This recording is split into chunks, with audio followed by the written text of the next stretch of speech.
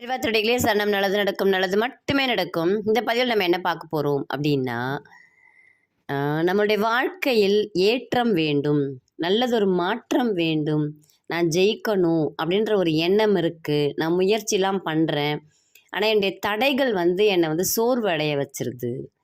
இப்படின்லாம் யோசிச்சுட்ருக்கோம் அப்படின்னா, ஒரு அருமையான ஒரு முருகருடைய ஒரு வரி மந்திரம் எல்லாருமே கேள்விப்பட்டிருப்போம்.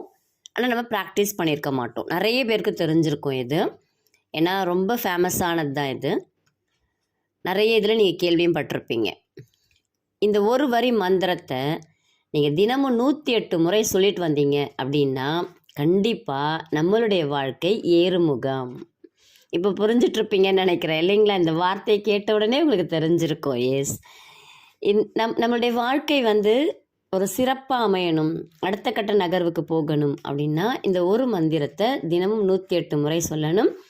என்னைக்கு சொல்லணும் அப்படின்னு பார்த்தீங்கன்னா, ஒன்று செவ்வாய்க்கிழமை ஆரம்பிங்க, இல்லை வெள்ளிக்கிழமை ஆரம்பிங்க, இல்லை முருகனுடைய கிருத்திகையில் ஆரம்பிங்க, இல்லை சஷ்டியில் ஆரம்பிங்க, இல்லை எனக்கு எல்லா நாளுமே முருகனுடைய நாள் தான் அப்படின்னு யோசிக்கிறோம்னா எந்த நாளில் வேணாலும் ஆரம்பிங்க. நம்பிக்கையோட, முருகன் பேரில் இருக்கிற நம்பிக்கையோட உங்களுடைய மந்திரத்தை நீங்கள் சொல்கிறதுக்கு ஆரம்பிங்க. 108 முறையில் நான் சொல்ல முடியாதா? ஒன்றும் பிரச்சனை இல்லை. தினமும் 9 முறை மட்டுமே கூட நீங்கள் சொல்லி பாருங்கள். உங்களுக்கு வாழ்க்கையில் ஏற்றம் ஏற்றம் ஏற்றம் இது மட்டும்தான் இருக்கும். என்ன மந்திரம் அப்படின்னு பார்த்துடலாங்களா? ரொம்ப சின்ன மந்திரம் தான், சரிங்களா? ஆறுமுகம் அருளிடும் அனுதினமும் ஏறுமுகம். அவ்வளோதாங்க. ஆறுமுகம் அருளிடும் அனுதினமும் ஏறுமுகம். ஆறுமுகம் அருளிடும் அனுதினமும் ஏறுமுகம்.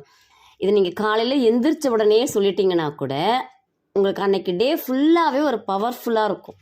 முருகனுடைய மந்திரத்தில் இது ரொம்ப பவர்ஃபுல் மந்திரம் அப்படின்னு சொல்லுவாங்க. இந்த மந்திராவை நீங்கள் முடிஞ்ச போதெல்லாம் சொல்லிக்கிட்டே இருங்க.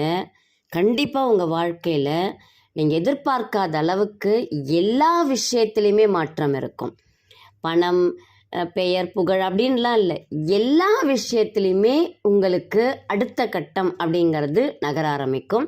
அதற்குரிய வழி கிடைக்கும். உங்களுக்கு தேவை நம்பிக்கை, நம்பிக்கை, அவ்வளோதான்.